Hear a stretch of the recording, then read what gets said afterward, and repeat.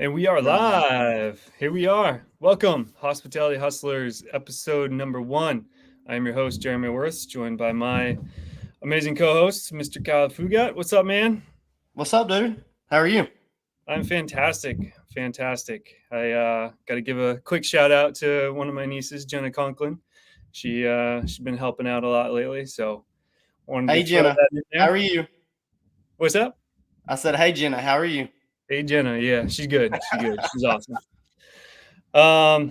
Yeah, man. What you got going on cranking this week?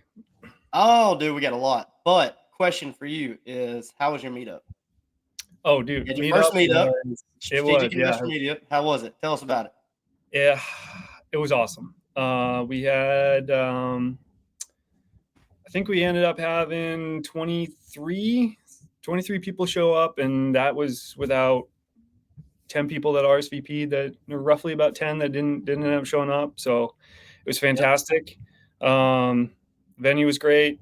Conversation was great. We had our surprise guest was the one and only Mr. Michael Sjogren. Mr. Mike Sjogren in the flesh came. I know. Yeah, that was it was fantastic. He gave I think he gave a little bit of his keynote that he's going to be delivering next week in Nashville. And then he opened it up to Q&A. And dude, we shut the place down. Like, we were supposed to be done at 9, and I don't think I left there until 10:45. I was having mad FOMO because 𝗙lie flew up there, and so she flew to you guys. I mean, it was all of y'all. So like at first, 𝗙lie was like, "Do you want to go?" I was like, "No, you need to go. Like, you go to that one because I was going to. We're launching South Carolina on the 13th. So no, you go up there. I'm gonna go see Joseph Curtin and them, and over there, launching theirs." And then she was like, "Yeah, Daryl's gonna be there. 𝗙cie and Jeremy's gonna be there." And I was like, "Yeah, I know." And then he's like, and then she said, "Sjogren's gonna be there," and I was like, the FOMO's really kicking in right now. She was like, "Why don't you just go?" And I was like, No. And then she's like videoing stuff through the meetup and sending it to me. And I was like, stop. I can't take this anymore. I can't take it. And then after, she's like, "Oh, yeah, Mike talked about that. Oh, yeah, Mike talked about that. Oh, yeah." I'm like, why didn't you just freaking record the whole thing and just show me later? And she was like, "Oh, and I ended up telling them and talked to Sjogren on the phone. I was like, "How'd you like it?" And he was like, "Dude, it was really good." So he's actually got some pointers and stuff we're going to talk about. He took some notes. Oh, so, awesome. But awesome. I know 𝗙lie was like, "Yeah, we're still here." It's like 10:30. We're still here. I was like, "What time did it close?" So I heard that you guys touched several lives there, like changed some people's mental, like just the way they think altogether. I heard it was good. Yeah, I know it was good. I mean, it's our meetup. I know it was great, but then Sjogren came and it made it even better. So yeah, I was stoked to hear about that. Yeah, it's gonna be hard to top the first one, but we're gonna try some way, somehow. We're gonna make it happen. Every month it gets better. Every single month. So where's that located? Are y'all doing the same location next month? Yeah, we're doing the same location next month. It's going to be at Smutty Nose Brewery in Hampton. I think we're going to push it up a week, so it'll be the 21st of February, just because we have school vacation that last week in New Hampshire. So yeah, we're going to push it up, and then depending on what we get for attendees, we could probably, like, if the additional 10 people that RSVP'd had showed up, we probably would have been at like capacity. So we do have a backup. That's crazy, already, by the way. Yeah, that's crazy to have that many people to go to your first meetup. Like, that's crazy. Yeah, it was awesome. So yeah, we've already identified a backup that's a much larger space. So we have to go there in March or whenever in the future. Then yeah, I'm gonna have to like surprise fly to one of them and just see. Do it, man. Do it. So, yeah. Okay, so other than that, we have I think the biggest thing on our side. Well, we have the conference next week. That's huge, right? Yeah. 𝗙CON is next. Are we gonna record one while we're down there? Or are we gonna? I don't know if we'll be able to. I don't know if we'll be able. We may have to push it or move it because we'll be at the conference at this time. Right. So let's tentatively talk about that. So I would say, like, right now, no, there won't be next week. We'll reconvene the week after. But after, we'll see. I'd love to say yeah, but I know we'll be at the conference. The other big one for us is we're going to offer breakfast at the hotel, at our boutique hotel at the Mallard. So we're going to do single serve, like muffins, granola bars, fruits, like that on display. Mm-hmm. Come to the lobby, you have your code, you go into the lobby, you can have whatever you want. It'll be monitored by a camera. And actually, Matt and Mike, they have that at the Cove, Rockport. Mm-hmm. They tried it, and Matt said it took off. Like, it's amazing. And everybody's respectful. They only take what they need. They don't stuff a bag or anything like that. So that's a big one for us that we're going to start offering. And I think, you look around and you look at all the other hotels, like what they're offering. It doesn't matter. It depends on your avatar, but it could be the nicest one on the block. But if somebody's coming that's, let's say, going hiking and they're just going to be there and there's not really a lot of options around to like eat breakfast or whatever, if it's just like for us, it's mainly like a Hardee's. Yeah. And then we have a little restaurant behind us. But if they just want to grab and go really quick and somebody's looking for that muffin or whatever, and then you're talking about a couple of bucks difference, they're just going to book whatever. And so if we can check that box like all the other competition, the idea is we'll be right there in it. So that's the plan for us. If we do anything hot, like hot bagels or cereal or like milk or whatever, we have to go through the certification for the the health department to offer food, like health. What is it? It's just a food and health certification or whatever. Yeah. And there's certain requirements there that you go through, and by doing this single serve stuff, you don't have to do that. Like, because we're gonna have big waffle makers and pancake makers and all that. And the health department said, no, like you can, but you have to check all these boxes on this. And then we have to have these, food permits and all that stuff. And so we're like, well, okay, well, like it's really not needed. After COVID, everything's changed. So, and I had that confirmed by her. I had that confirmed, like Matt and them talked to him about that up there in New England near you guys. Like a lot of people went away from that. And so it's not really a big necessity anymore. So that's something that we're doing. And we plan to be able to check that box so we can continue, just attracting all avatars and be that person, be that hotel for everybody. So what was your factor in doing that? Hospitality or? Yeah, I mean that, and just being on the same level. Like if everybody around you is offering a hot tub, offer a hot tub. Offer hot tub. And everybody around us is offering breakfast, offer breakfast. And we have talked about it for a while, but our original goal was like, hey, we're gonna have these waffle makers and these pancake makers and all this stuff. And at the end of the day, we're like, is it worth it? Well, have you ever priced the pancake makers? They drop. So what it is it's pancake mix, and it drops in to this conveyor belt, and it runs for a minute. It's a minute pancake, and it dumps out the other side. They're like $3,600 a piece. And I was like, nah, I don't think that's really worth it. How many minutes can you sling? One a minute. One a minute. So we said, no, okay, let's look at something else. So we have a lot of waffle makers in a lot of our cabins, right? And the waffle makers like flip over, and you have a waffle bar and you have syrups and all that stuff. And that's a big thing that we push across all of our cabins. Like, it costs less than $50 to get in it. Let's put it in there. Let's be at another level. We offer pancake mix, so we offer breakfast at the cabins. And we were going to do the same thing here. But then it rolls into like, well, you need the hotel certification, which we ended up getting. And you need the food permit, which we have not started yet. We have to have like a 3-bay sink. That's a big thing. We don't have a 3-bay sink. But then you talk about, on top of that, it has to be cleaned all the time.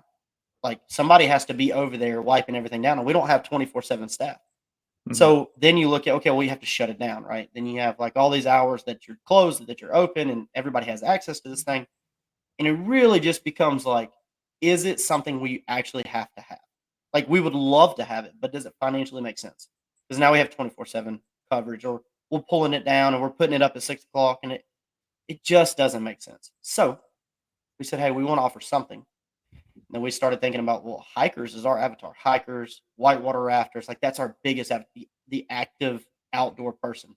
Yep. It's okay with like Cliff bars, granola bars, on the go stuff. They can take it, put in their bag, and run. Like, it's not bagels, it's not toast, it's not eggs or sausage or whatever. It's not pancakes. Let's give people something that can fuel them a little bit, because they're going to have Cliff bars already. So like, take one with it. An apple, an orange, a banana, whatever. So it's healthy stuff, single serve stuff, clean stuff, and move on. Are Go ahead. Are there any local bakeries or anything that you can partner with as far as like homemade, granola bars or bites or? Sort of, but not really. It'll be easier for us to order it at Costco or Sam's. Go by, pick up 36 muffins at a time, and take them up there and set them out.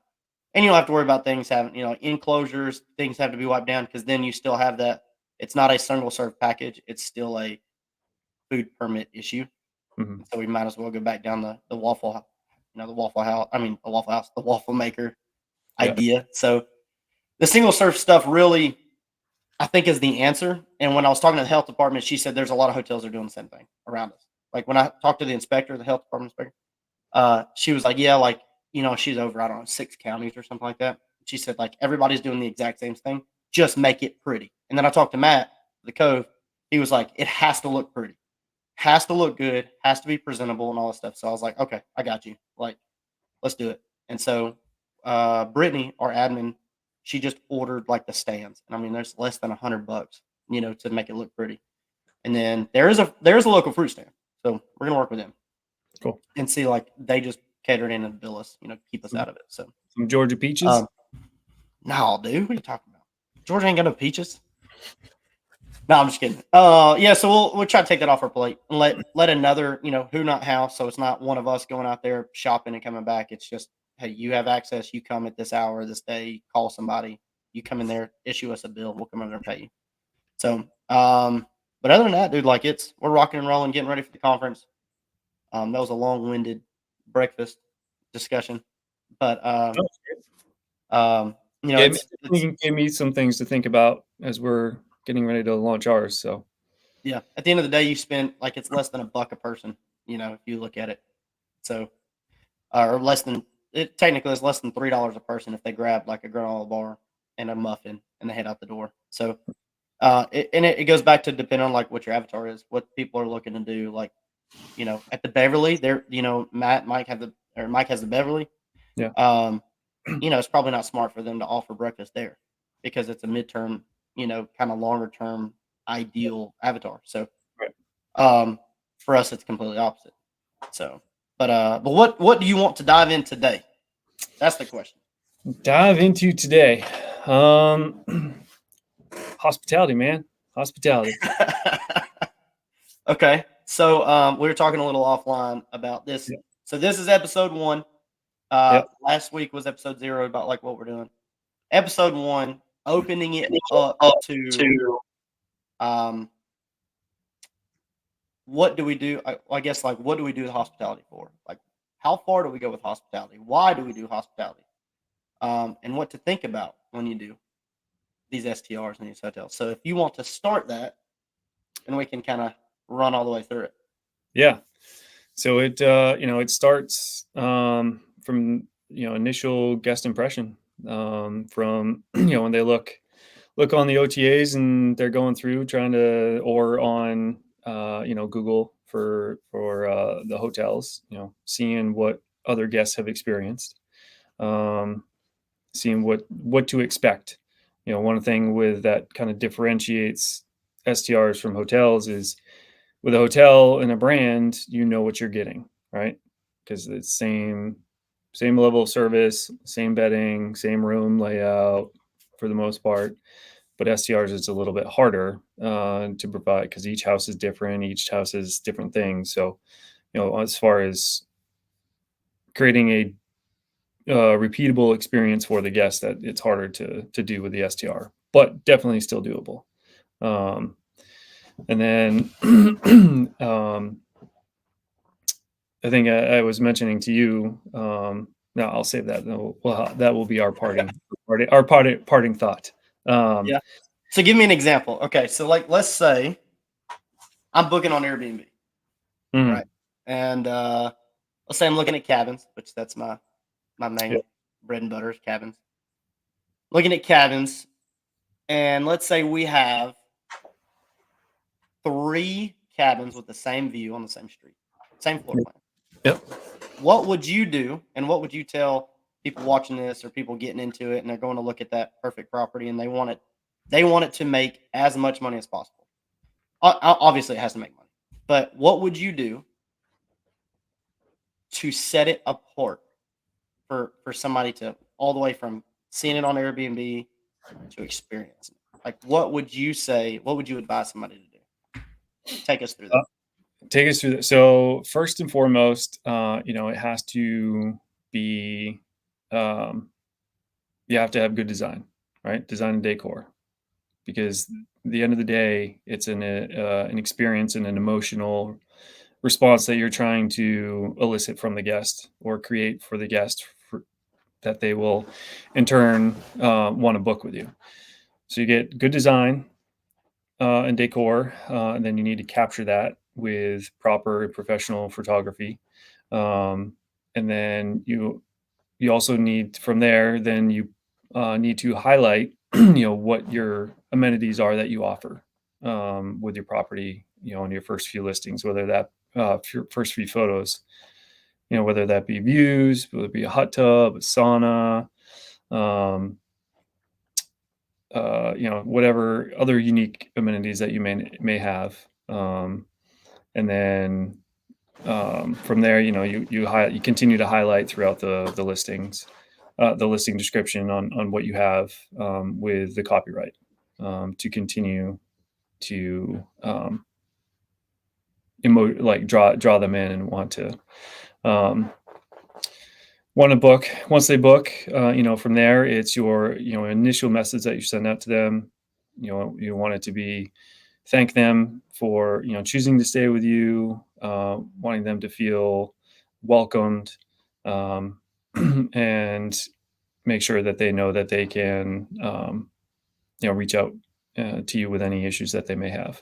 And then once they're there, you want to make sure that they immediately feel welcomed upon getting in. Little things such as depending on the property, having like a little handwritten note, or some people do a welcome basket. I know there are some people that, depending on the length and or price of the booking, they'll offer out like a video message thanking them to stay with them, because for a lot of times the guests that are staying,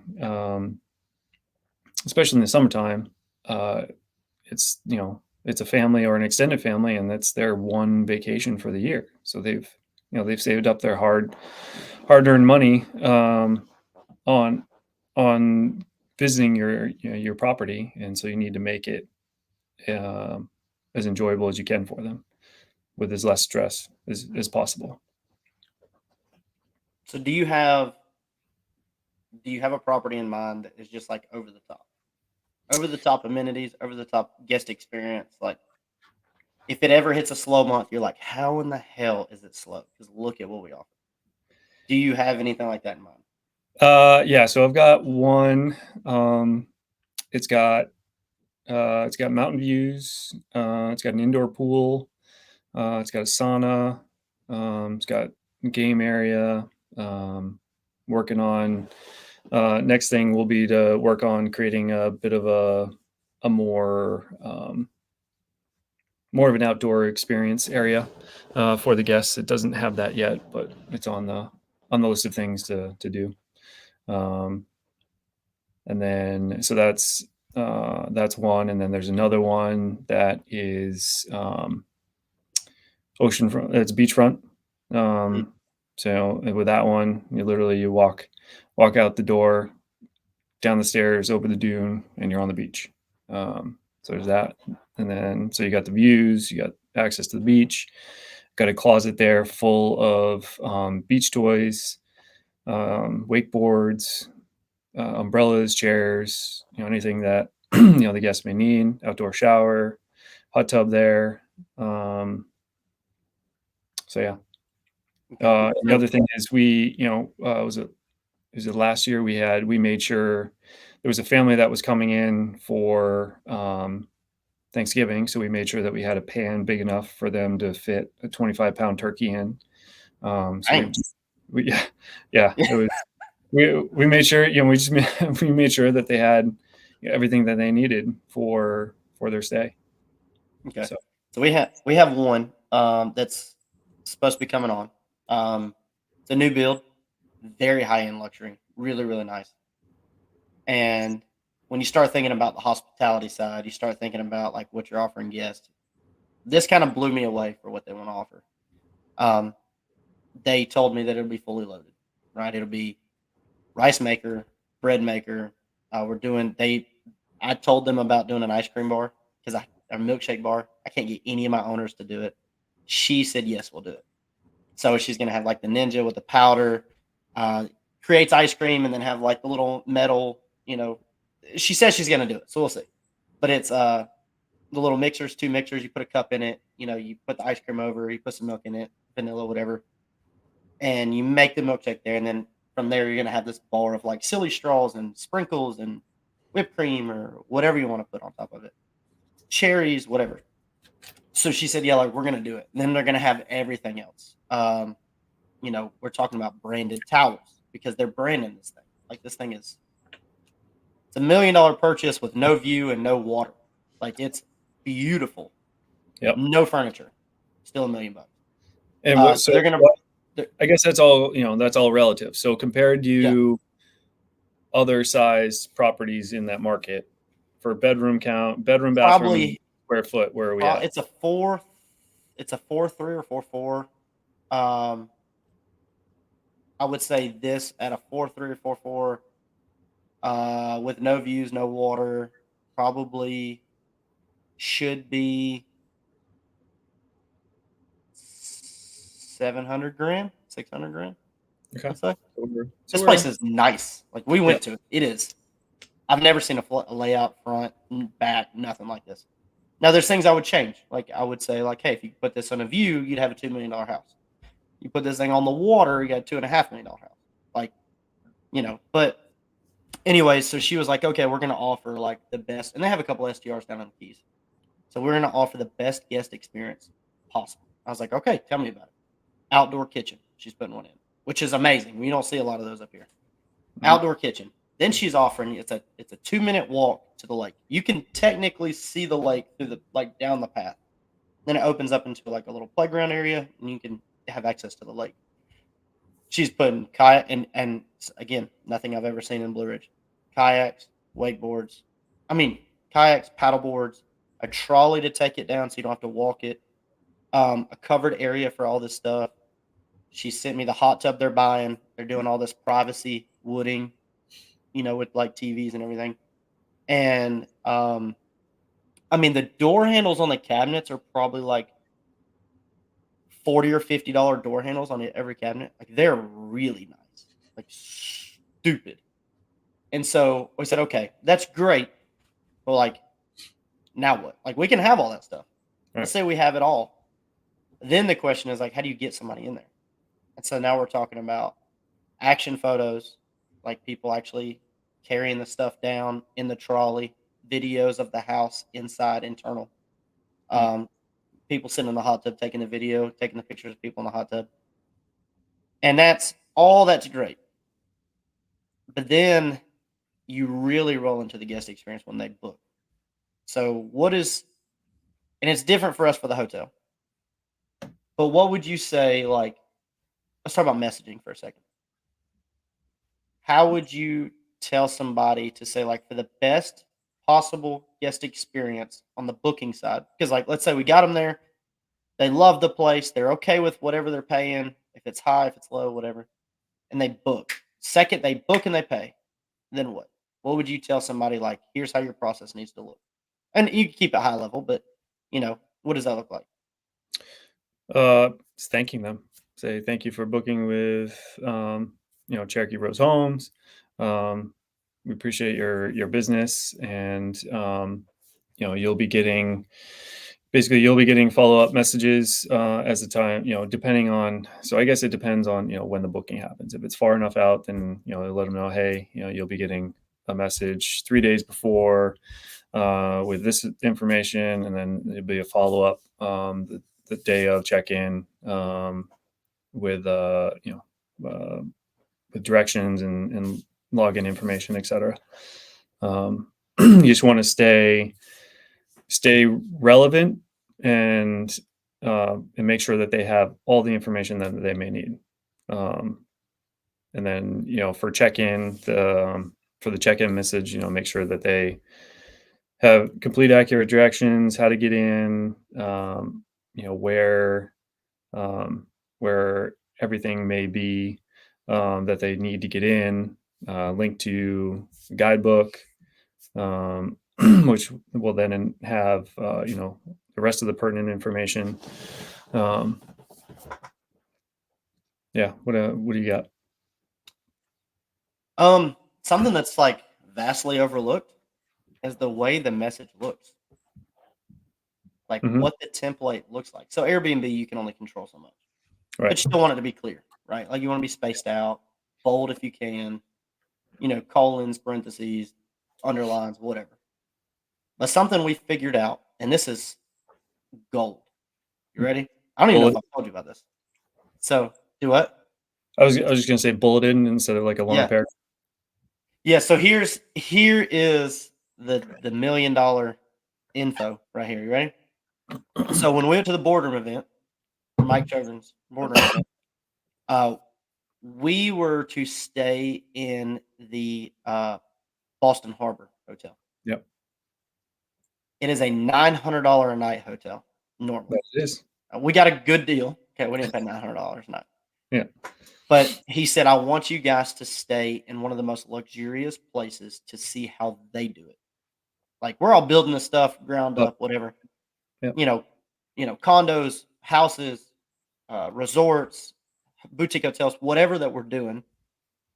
He said, I want you to experience it. I want you to really experience it. So, like, of course, we book, and I get this email immediately.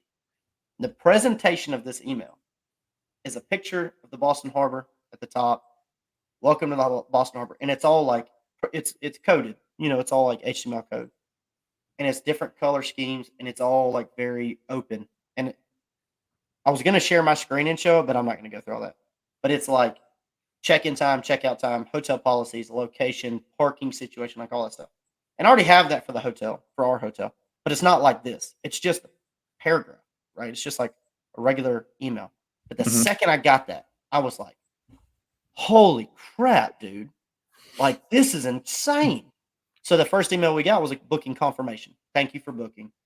Just like you said, like, thank you for booking. There's a lot of, hotels out there, whatever. Thank you for choosing the premier hotel, whatever. And all the information. Very, very just bland right there. Like, slam you in the face.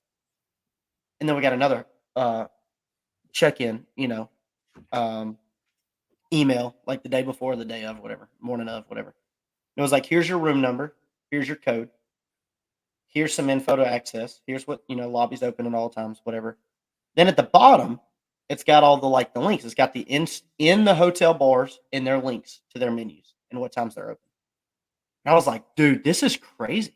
Like, how can anybody really think about making something this nice? And so, and when you walk in, like we got there and we walked in and there's marble trim, every foot is like $400 a foot trim. And I'm like, this is insane. Imported straight from Italy. So stolen probably. I don't know how anybody could afford to build something like that. But anyways, we took that model and we took it to our hotel, our $150, $200 a night hotel.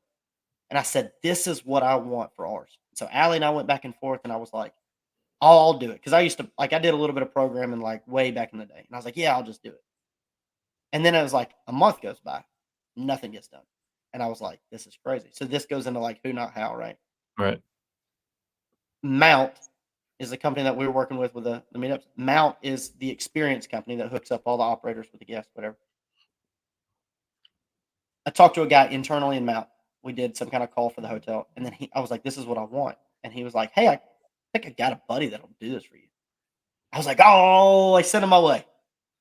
So he's been programming or coding or whatever you want to call it, a hotel email for us. And he did it in like, I don't know, 20 minutes. And we've got a couple more edits to make, but dude, it like blows you out of the water. Like your first interaction, you book it, bam, thank you for booking. And it's all colorful, branded logos, exactly what you need to know, what the parking situation looks like.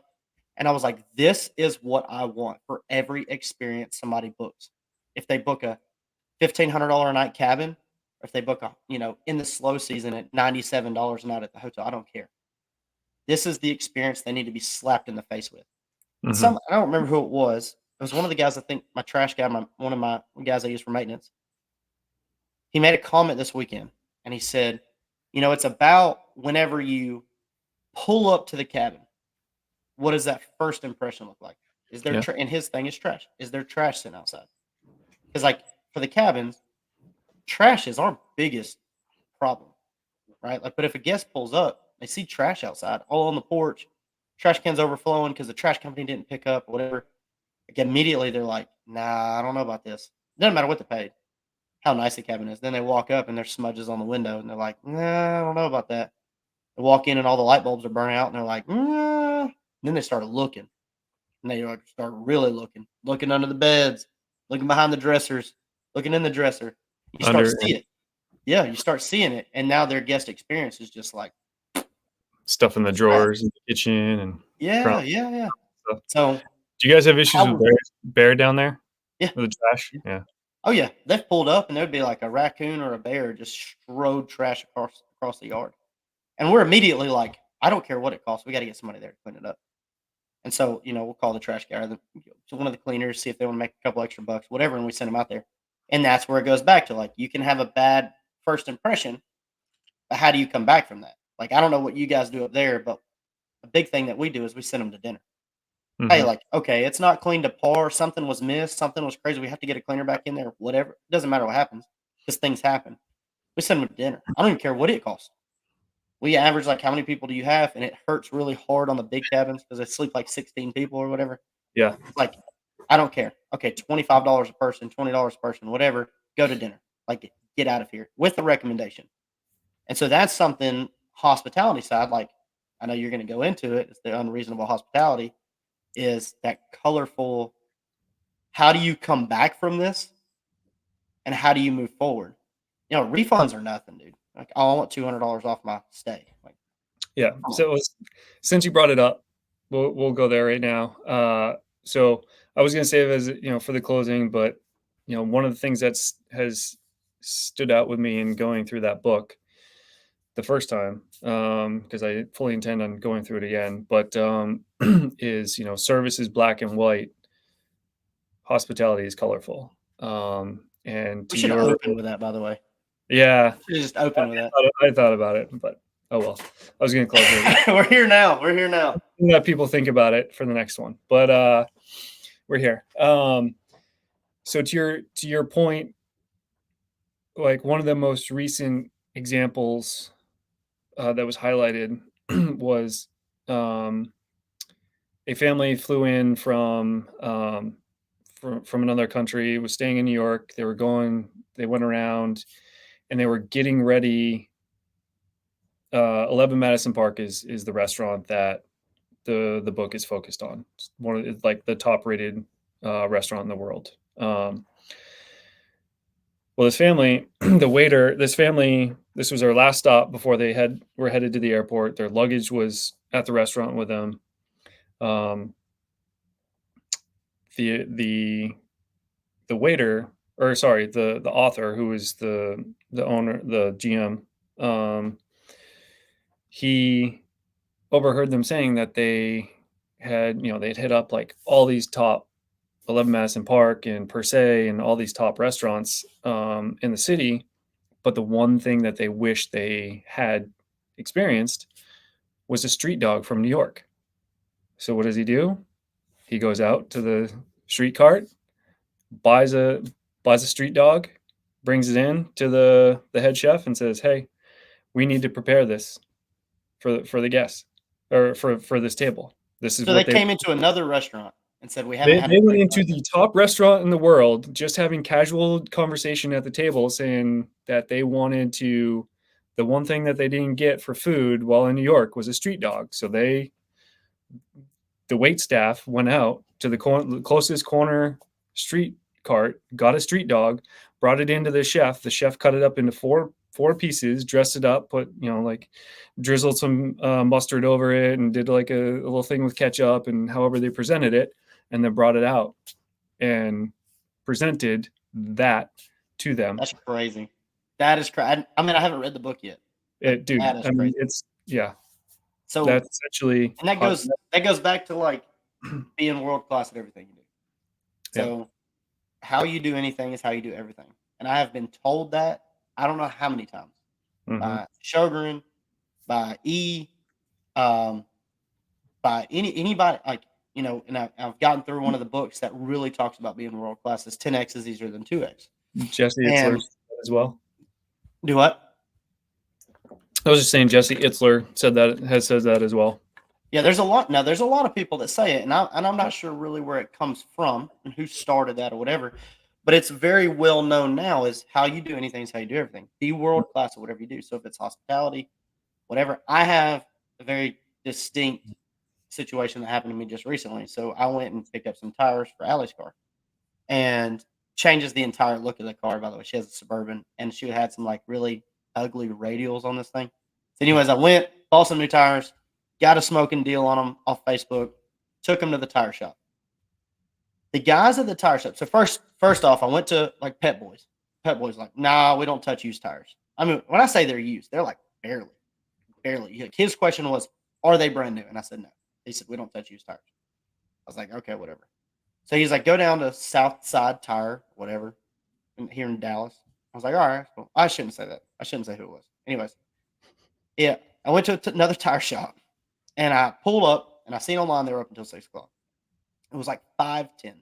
I pull up, get out of the car. Dude is like dumping the water, you know, the soap water that they use to like spray it down, make sure there's no holes in them. Soap water out in the parking lot. And I was like, hey, man, like, do you guys have time to change some tires for me? He said, where have you been all day? And I was like, I'm sorry. What did you say? Like, really? Like, I was cool, you know?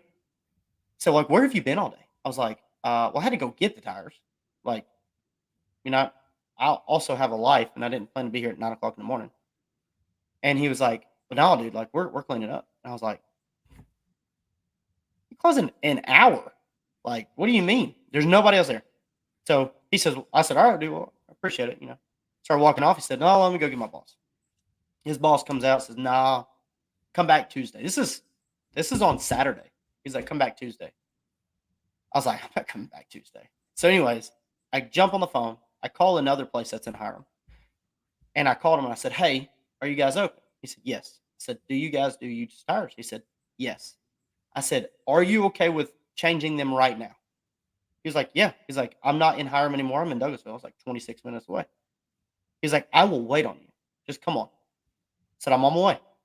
So I go there. So first of all, like right there on the phone, I'm pleased, right? Dude is like, no, it doesn't matter if he needs the money or, you know, he's just trying to be nice. I don't care. It doesn't matter. For me, it doesn't matter. So I get there, pulled it up on the ring, you know, on the rack. He was like, hey, can I make a recommendation? I was like, yeah, of course. He said, you need an alignment. I was like, yeah, I know that. I was going to ask you if you could, you know, do one or whatever. He's like, yeah, absolutely. 100%. We'll do it. We'll do it. We'll do it after we change all the tires. Cool. He's not pushy whatsoever. He's not a butthole whatsoever. And so he changes them. Or, I mean, he does. He goes to change the tires, and he's like, hey, do you have the key for the spare tire? And I was like, no, because I had to drop the spare. I had to put a spare on it because we had some bad alignment on the way home one day. Went in and changed the tire, whatever. I didn't have a cut key because it was a spare key that was running. A cut key to get the back out to drop the spare. So one of the guys was like, hey, no worry, we'll figure it out. And so he's up under the car trying to like dismantle the safety mechanisms to drop the spare. Instead of saying, hey, just come back, dude. I'm not doing this. Like, I don't have time for this. It's 7 o'clock by now. Like, I don't have time for this. Instead of saying any of that, he's like, no, we'll figure it out. We drop the tires. He helps me put the new one on. And we're like with a ratchet trying to like get the safety thing done, you know. And I'm helping him and he's doing it. And at the end of the day, like everything was done. And I got to talking to the owner. He's like, yeah, I just bought this building. That's why we're not in Hiram anymore and all that stuff. I started like really stepping back and thinking. I was like, do you guys care? So at the end of the trip, like the end of everything, I paid him like $30 or $40 extra because he didn't kill me on price or anything. Gave him like $34 extra. I said, look, I know it's not a lot, but I love like this, you know, here. I didn't cash or whatever. He's like, oh, thank you.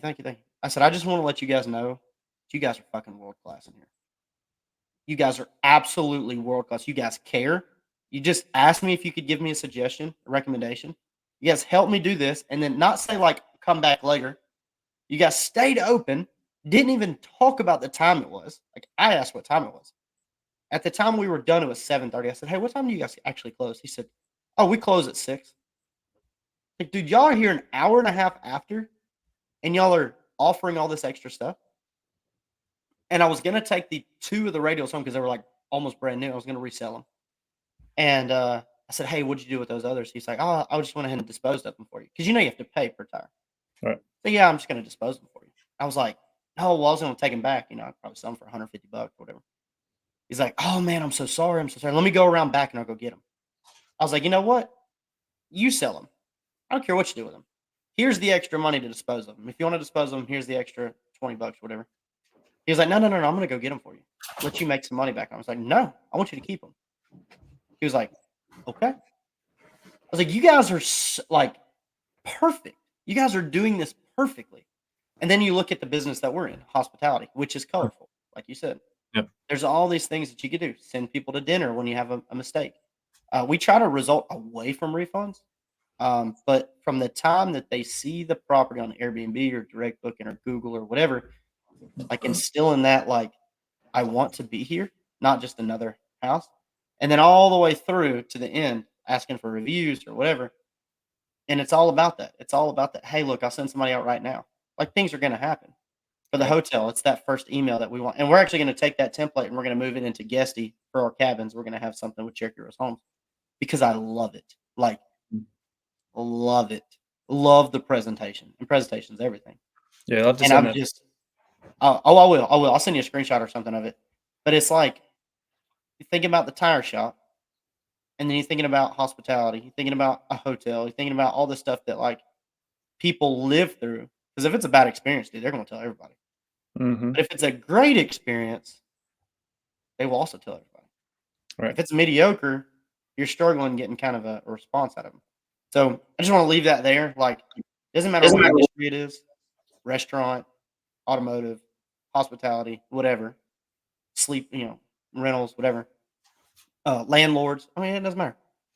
Being the best at what you do, it's colorful. It's never black and white. And being world class. How you do anything is how you do everything. It's like massive. So I just want to leave that there. I know we're running out of time. Yeah. That was like a very crazy experience where I was like, this is like, I literally told him, I was like, you guys are world class. Like a freaking tire shop. You guys are world class. So yeah, just leave that there. Awesome, man. I think that's a perfect way to end it. You got any last words, closing words? No, I would. We probably won't have a call next week. Yeah, a podcast next week. But the week after, definitely. And maybe we'll put a blast out about what we're, a topic that's going to be covered, coming up. I have some really big players in mind that I want to bring on here. So when it comes strictly to hospitality, yes, one is a buddy that owns a resort down in St. Croix. I want to have him on here. So, all right, I got some big players that I want to have on here. So. Look forward to that. Yep. All right. What do you got? What do you got for closing? Oh, 10x is better than 2x. You need to read that. Yeah, I'm reading The Genie Within. Yeah, Genie Within. I just finished that this morning. 10x and Unreasonable Hospitality are on Audible for me, so I'm about halfway through each of those. Mm-hmm.